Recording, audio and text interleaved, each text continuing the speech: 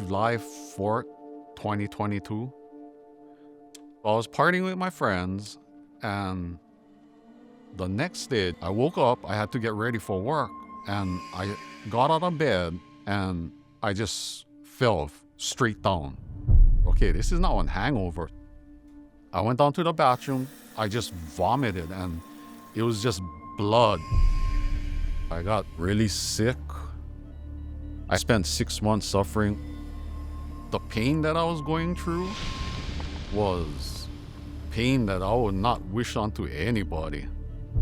Oh, I thought I was done for already. I was like, oh, there's no ways I'm gonna survive through this. No, I think I'm gonna die.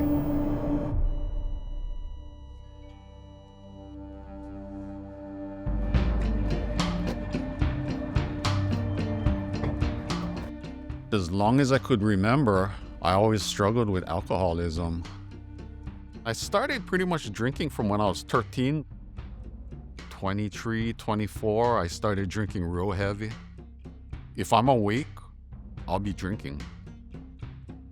Yeah, so this used to be one of my favorites right here, Jack Daniels. Maybe one every day. Majority of my beer, if I was getting the 12 pack, I would probably buy 2 of them a day. How fast would you go through? Jeez, probably 3 hours. I don't know why I was drinking so much. I never have any problems in life or anything. Until my body finally started giving out on me. My liver was about 3/4 of it was just cirrhosis. It was like a stone already just in your body. They told me I only had 3 months to live.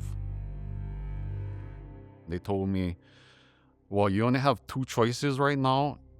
Your first choice is you go to hospice and just wait to pass on.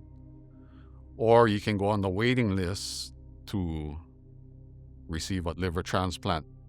At one point, the doctors, when they found out how heavy of a drinker I was, they were contemplating if they should do the liver transplant because they didn't want to waste it on me if I was going to start drinking again.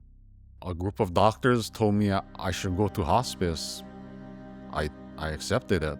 None of them gave me hope. One of my good friends, Wailani, she was going to church, and she would always ask us if we were interested in coming to church. And so we always blew her off, like, oh yeah, like, When Kevin got sick, the first thing that came to my mind was I went to Wailani and asked her, hey, can you pray for Kevin? Can I come to the church? Because when you're at that situation, you're basically, you don't have hope. Everybody encouraging and offering support and praying, that helped a lot.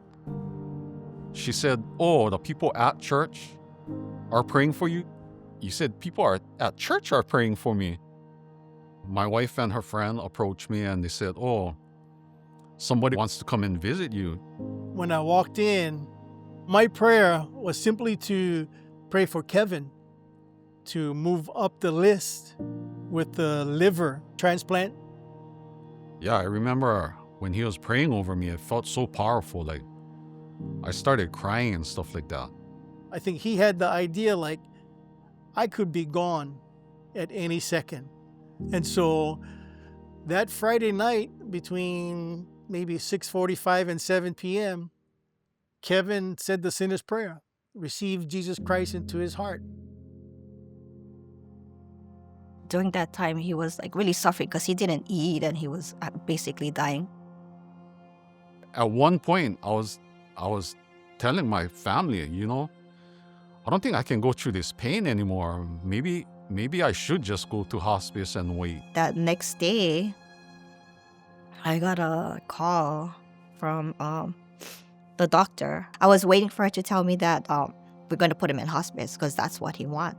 She said, we have a liver and we're going to do it tomorrow. And I was so shocked. Even the doctors were astonished by how quick a liver came up for me. They said they'd never seen something like that happen.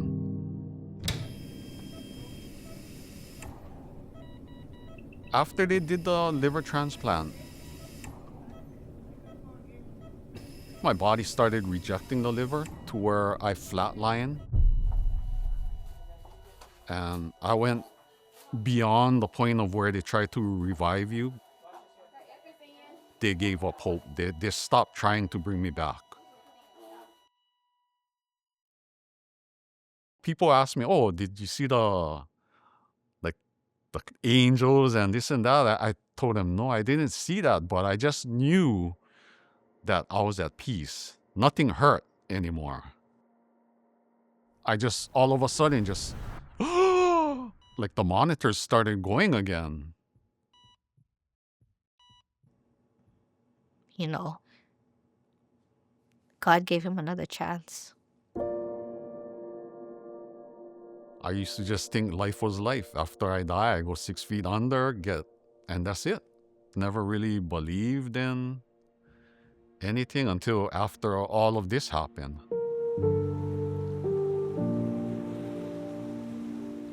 To me, I just thought it was everybody praying, is what I thought. What we went through was like a miracle. If it wasn't for God, the doctors, my friends and families that were around me, I probably would have given up by now. It's been 3 years clean and sober. Yeah. Friends, family, they've seen the changes in me. Go to all my friends' houses, they're all drinking, talking story, no urge at all. There's no ways I'll ever drink again. I ended up going to church, getting baptized. The people that I've met at church, especially my small group, they've been super supportive. I really used to think that I wasn't special enough for God to save me. And I used to just think that I was just an alcoholic who really didn't deserve anything. Now I believe in miracles. I believe in hope. And I know now that nothing is really impossible with God in my life.